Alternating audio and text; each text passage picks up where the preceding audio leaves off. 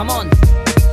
Pilipinas, ang lupain kinagisnan, ngunit bakit hanggang ngayon ay hindi ko masilayan ang maganda na hinaharap-harap sa ating bayan. Kung lahat ng Pilipino ay lumpok sa kahirapan, yan ang pangunahing na problema. Bakit ang bansang Pinas ay di mabago ang sistema? Kaguluhan, kahirapan ang ating natatamo, buhay na ating dalay parang landas na mabato. At ang karamihan sa atin ay walang mga trabaho, dahil hindi nakatapos ang pangarap ay naglaho. Ang krimen lumalaganap, isa lang ang dahilan, maitawid lang ang gutom kahit sino sasaktan. Tumataas na ang bilihin, pati kilo ng bigas. Ang ating mga problema, sino ba ang lulutas? Sinong magbibigay sagot sa ating mga pangangailangan? Dahil ang ating pinuno ay hindi rin maasahan.